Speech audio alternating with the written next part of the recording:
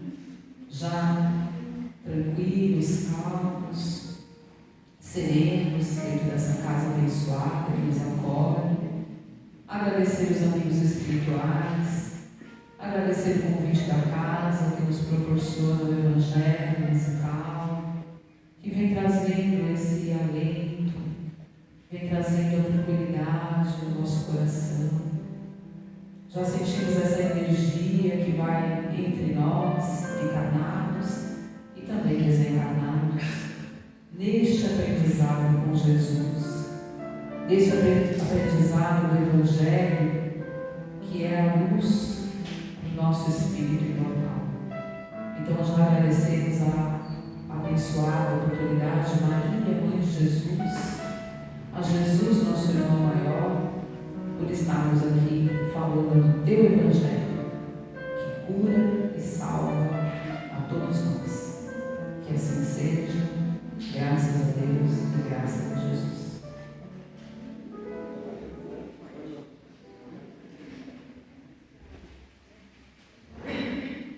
Obrigada, Sérgio.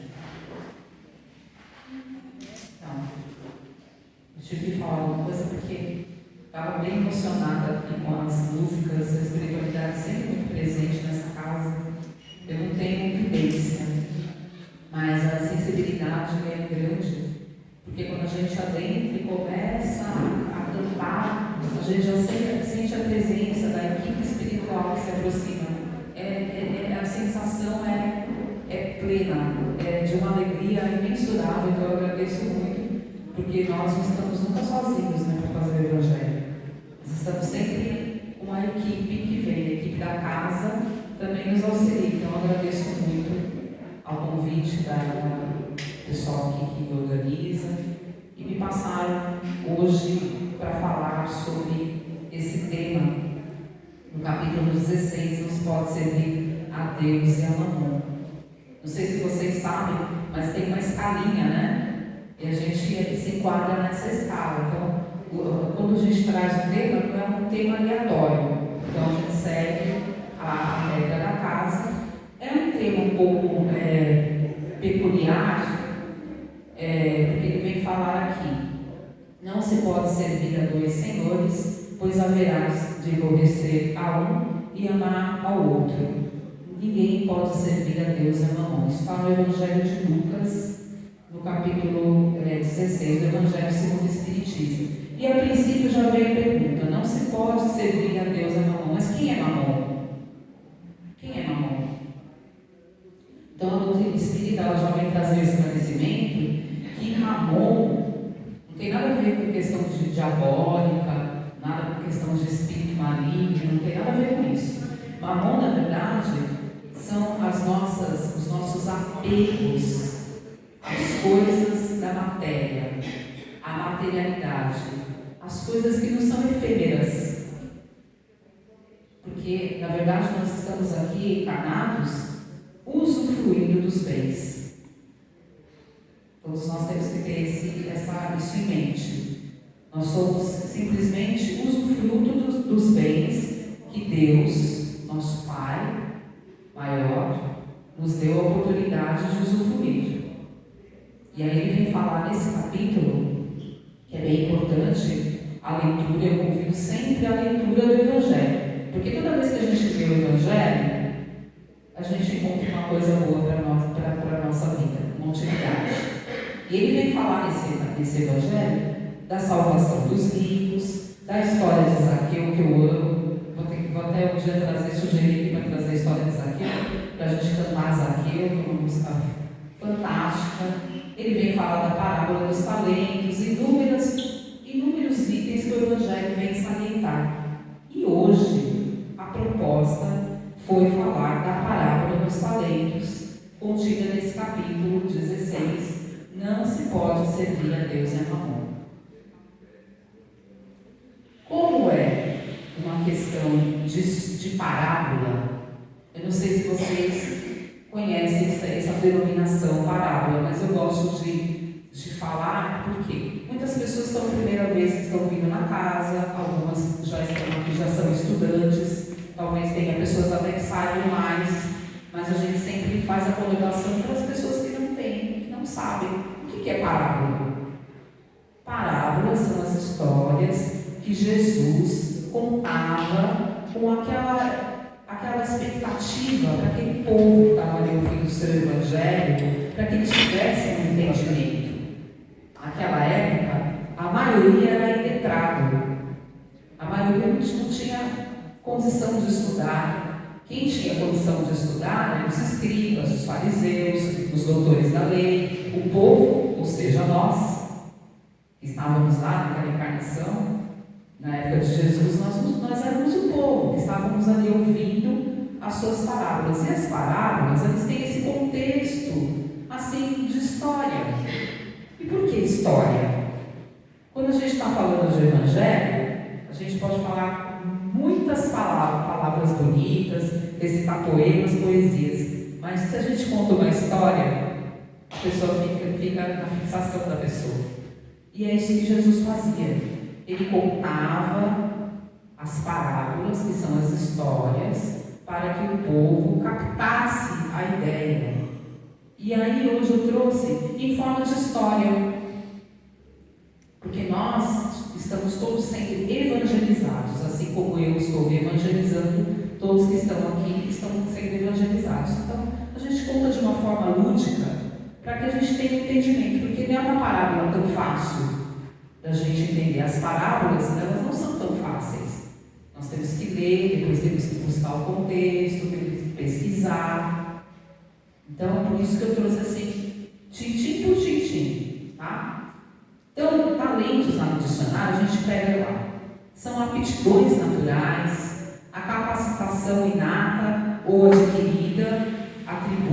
dons, enfim, talentos de uma pessoa. Sérgio tem talento para tocar piano.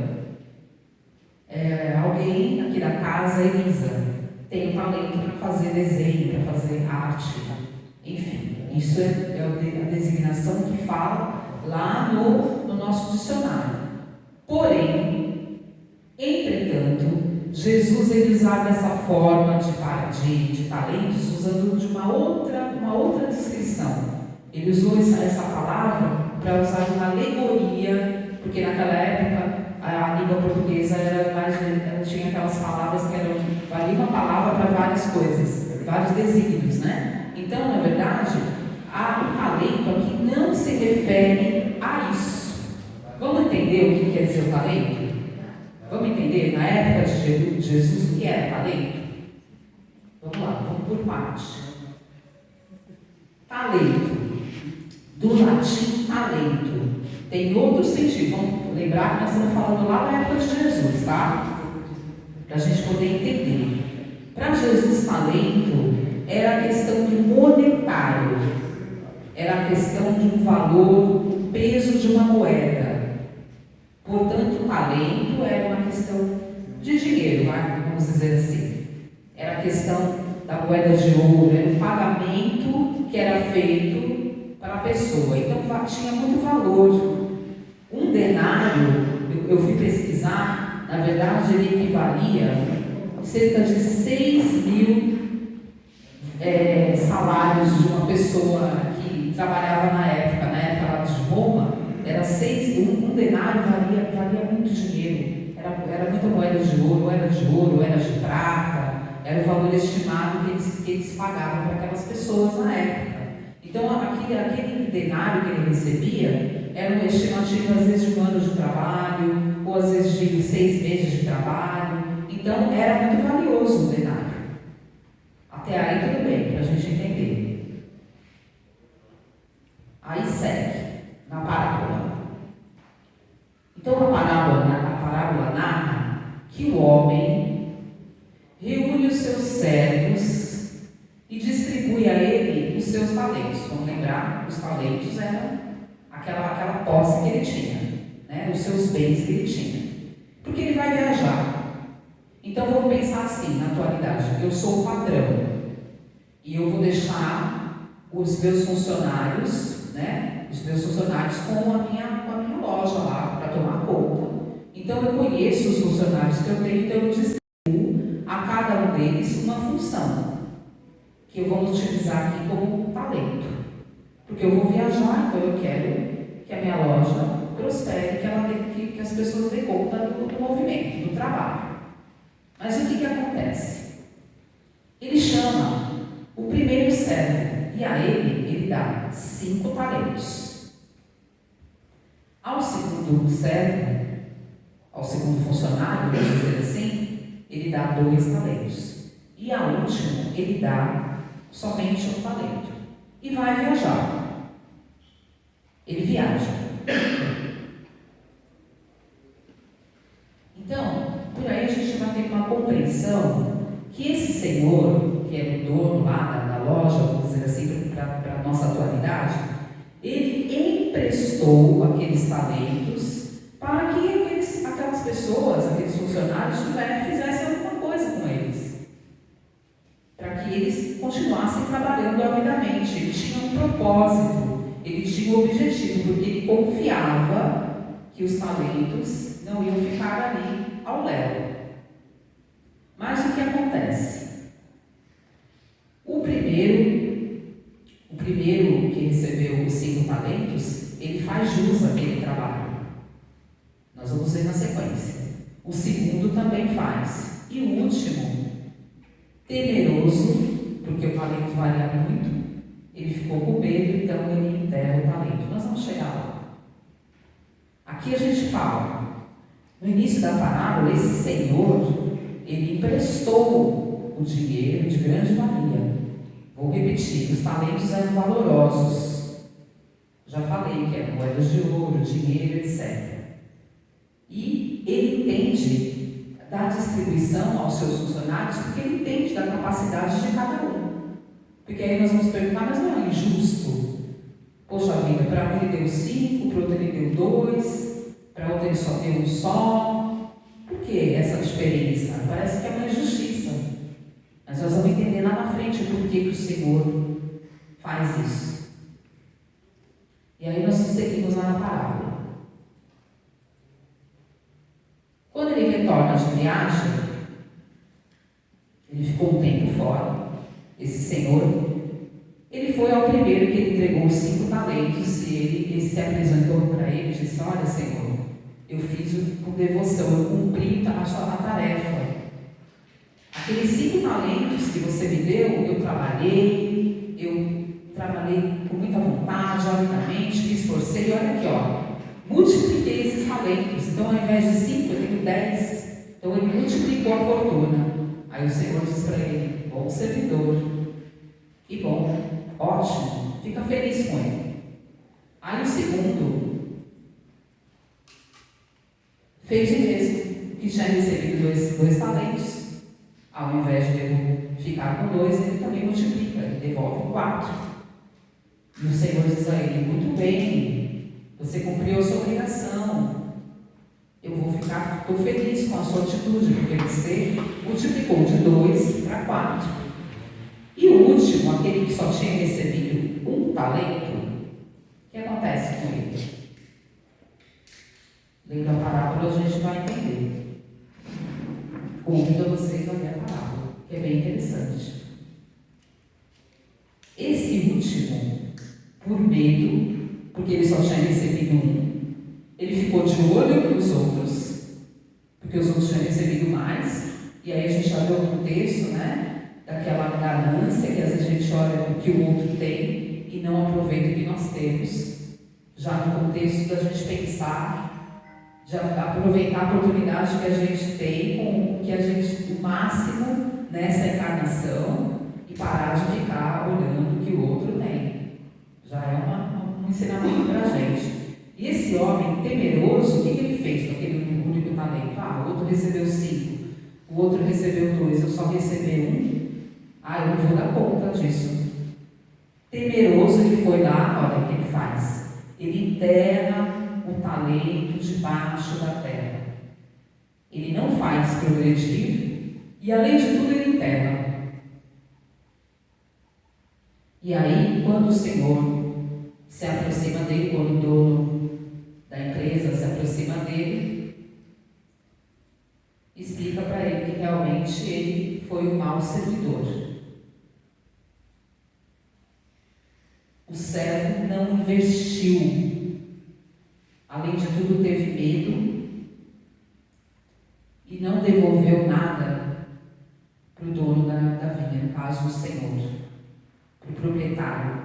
E ele diz para ele: servidor mau e preguiçoso, tirem então o talento que foi dado a ele, e entreguem para aquele que tem 10, porque aquele já fez multiplicar.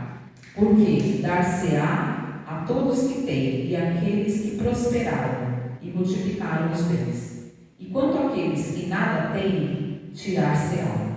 Nossa, que medo, né? Dá a impressão que está uma afronta, né? Que está nos acuando. Que medo quando ele fala assim: você não utilizou do bem benefício que eu te dei, de tudo eu vou tirar de você e vou dar para aquele lá. Porque você não usou bem o seu talento, então você vai ficar sem nada. E ele ainda fala mais: haverá choro e ranger dos dentes. Eu pulei, vou voltar lá. E que seja assim o servidor inútil, lançado nas trevas, onde haverá choro e ranger dos dentes. Isso tudo, gente, não é porque é uma ameaça, né? É o contexto da parábola da época, para que a gente pare para refletir o que quer dizer essa questão dos talentos, o que quer dizer o bom servidor e aquele que enterra o seu talento. Agora a gente vai voltar para o contexto da nossa época, que a gente vai entender com mais facilidade o que é o ensinamento da parábola. Aí a gente fica às vezes com algumas dúvidas. Por isso a gente vai estudando e trazendo a interpretação. Quem é o Senhor que distribui os talentos? Alguém se arrisca? Alguém? Alguém sabe? Alguém chuta? Pode falar, gente. Quem é o Senhor? Sim, Deus. Aqui ele vem fazer uma analogia com o nosso contexto. Quem nos dá os talentos na nossa reencarnação? Quando a gente reencarna, né? Somos criados simples e ignorantes, mas já temos outras encarnações, outras vivências. E quando nós viemos para a encarnação, a gente traz o nosso pacotinho dos nossos talentos. Temos os talentos também positivos e também temos aqueles que não são tanto. Mas aqui está falando dos talentos do bem. Ah, isso mesmo, o Senhor que distribui os talentos, Deus. E os trabalhadores a quem o Senhor distribui os talentos? Está fácil, né? Já falei. Quem são? Nós. Ficou difícil da gente entender? Então é isso, gente. E aí na parábola, ele vem exemplificar que esses servos, né, porque quando fala que é servo, dá a impressão que é escravo, dá a impressão que é trabalhador que está ali acuado, mas não, na verdade ele está se referindo a nós. Nós somos os servidores, nós somos os trabalhadores da última hora. Então nós temos condição dessas tarefas, nós temos condição de cumprir as tarefas.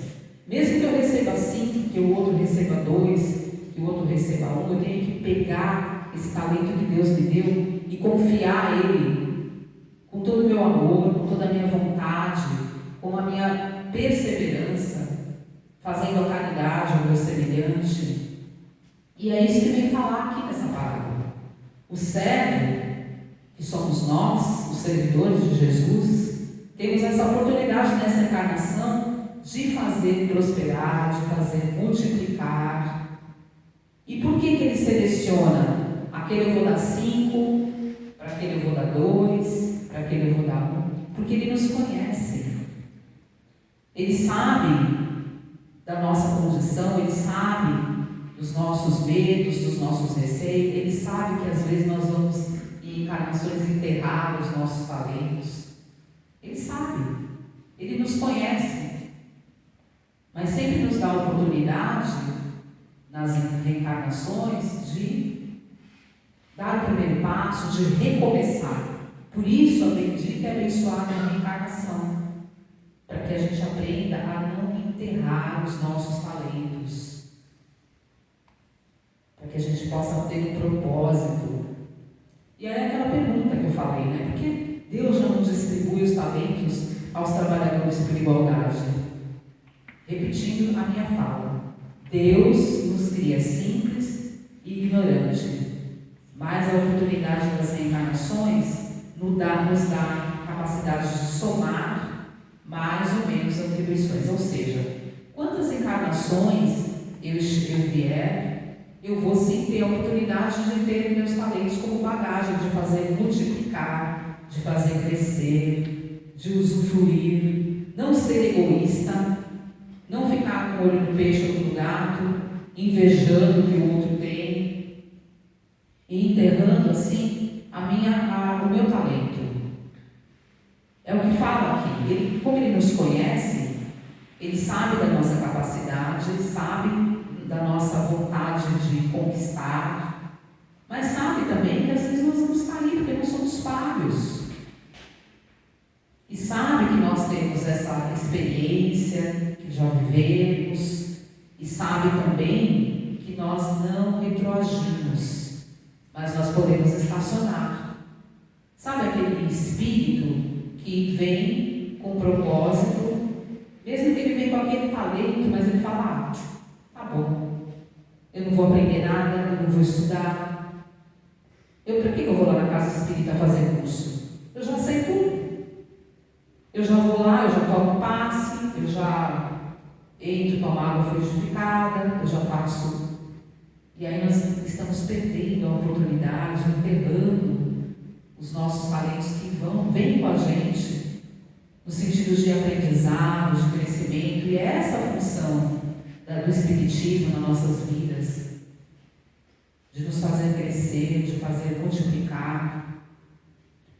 O Senhor distribui a cada trabalhador o número de talentos necessário, porque o Senhor nos conhece. E quando ele fala do choro e ranger dos dentes, não é uma ameaça. É uma questão que quando nós chegarmos lá na pátria espiritual, quando nós chegarmos lá, nós vamos deparar com aquelas equipes que estavam aqui nos auxiliando, nos assistindo, para que a gente fizesse o bem. E aí nós vamos ser questionados: o que foi feito do talento que eu te doei, que eu te emprestei nesta encarnação? E aí é onde há o choro e o ranger dos dentes. Aí a gente, por que eu não aproveitei essa oportunidade? Aí vai, volta lá, Viviane, volta lá. Vai começar tudo de novo, vai aprender. O bom é que nós sempre vamos ter essa bendita oportunidade. Mas já que estamos aqui, vejamos, estamos dentro de uma casa espírita, estudando o Evangelho de Cristo, com o propósito de aprendizado, com o propósito de melhorar nossas vidas pessoais, porque eu acredito que todo mundo que vem aqui tem um problema, todo mundo tem um propósito. Nós estamos aqui com esse compromisso. E quando às vezes a vida está lá, um turbilhão, mas nós estamos aqui tentando fazer a nossa parte. E um pouquinho de aprendizado já é como uma semente. É como uma semente que vem fazer brotar no nosso coração. O que eu estou fazendo lá na casa espírita? Será que é só para ouvir? Será? Será que Deus não tem um propósito para mim nessa encarnação? Independente da idade. Eu estou muito velho, estou cansado. O Espírito não tem idade. Então sempre é a oportunidade da gente olhar o nosso talento e fazer o bem ao nosso semelhante. Fazer o nosso melhor. Sem egoísmo, sem vaidade.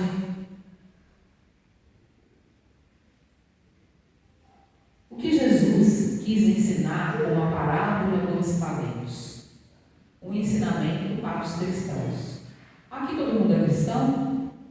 Sim ou não? Não confiei muito na resposta.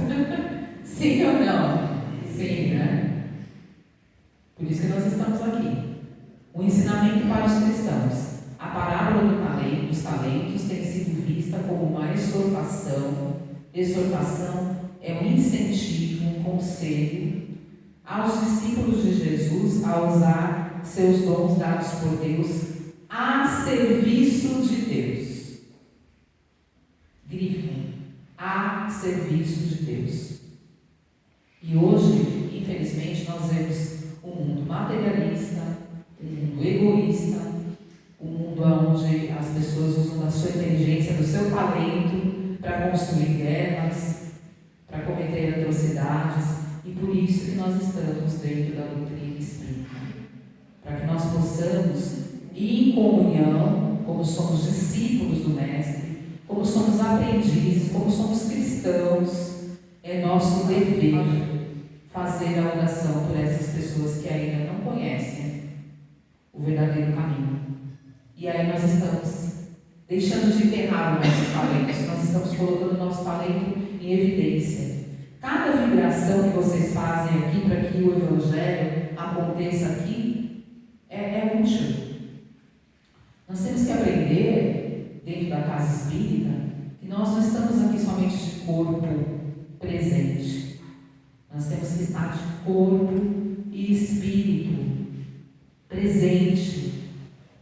Eu vou na casa espírita, busco a cura do meu corpo, mas eu não quero ser curado, porque eu não admito uma palavra de exortação, uma palavra de incentivo. Aqui eu estou saindo um pouco do tema porque me pedem. Quando nós somos chamados dentro da casa espírita e temos o conselho da equipe espiritual: meu filho, você precisa fazer o evangelho no lar, você precisa fazer uma higiene mental dos seus pensamentos, você precisa parar de ser maledicente, fale do bem, pensamento positivo.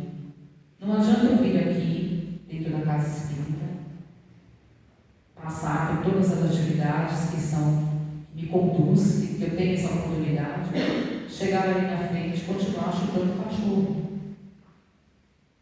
Eu preciso me reconstruir. Eu preciso descobrir qual é o meu caminho nessa encarnação, qual é o meu talento.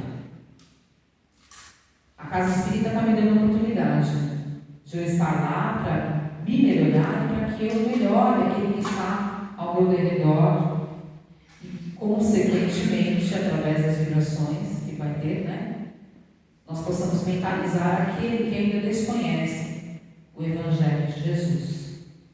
E que bom que nós temos essa oportunidade. Que bom. Então, para finalizar aqui a parábola, cada um de nós tem uma tarefa a cumprir. Cada um de nós. Um menor, outro menor. Aquele que está ali servindo água, ele tem o mentor dele, ele tem a função dentro da casa espírita. Assim como o presidente, o diretor, o membro da diretoria, ele tem a sua condição dentro da casa espírita, mas não deixa de ser espírito também em aprendizado. Então não tem quem é melhor, quem é melhor, quem é maior, não, somos todos iguais em aprendizado. Então temos todos que nos valorizar. Até os animaizinhos, quando vem aqui, os animaizinhos vêm assistir o Evangelho, vamos deixar os animaizinhos assistir o Evangelho. Todos somos servidores de Jesus, deveríamos ser, O dia que a humanidade conhecer o quão bom é conhecer os ensinamentos de Jesus, vivenciar os ensinamentos de Jesus, porque daí nós vamos ter mais fraternidade entre nós. Ele fala que os talentos são oportunidades para que nós utilizemos para o bem, em benefício de si próprio e também para o semelhante. Toda vez que eu estou deixando, que eu estou fazendo meu talento ser multiplicado, eu estou me ajudando. Eu estou ajudando meu espírito, a minha bagagem imortal. E eu não estou fazendo isso porque eu quero aparecer, ou porque eu quero meu ego. Então eu faço isso porque sou devedora. Então faço isso com amor, com o propósito para o meu semelhante. Aí eu deixo de entrar na vaidade, porque muitas vezes nós temos que tomar cuidado com a vaidade, com o ego, porque a espiritualidade amiga também não atua naquele que se torna vaidoso. Ele se afasta. Se o seu trabalho não for na assertiva com Jesus, com Maria, com os amigos espirituais, não for com fé, na determinação de valorizar os talentos para o bem, com certeza não é bem-vindo. A distribuição dos 5 talentos e de um talento a outro pode parecer injusta. Como eu já disse, Deus sabe que cada um tem um tempo de experiência, é o que eu falei das reencarnações, diferente do outro, pois somos espíritos em evolução, criados simples e ignorantes. Voltei aqui nessa questão de criados simples e ignorantes, e em cada reencarnação nós vamos angariando mais bagagens, que sejam bagagens boas, que sejam bagagens produtivas, que sejam bagagens para a nossa evolução. Assim nós não vamos enterrar o talento que Deus nos forneceu.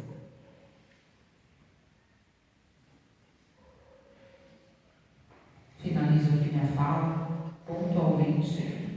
Que Jesus abençoe então os nossos propósitos, que possamos fazer florescer os talentos nessa encarnação, em prol do nosso semelhante, em prol de nós mesmos, praticando assim a verdadeira caridade, porque o Evangelho ele salienta que fora da caridade não há salvação. E dentro de casa espírita, às vezes parece chato, a gente está falando. Por que fala tanto de amor? Por que fala tanto de perdão? Por que fala tanto de caridade? Porque nós não aprendemos.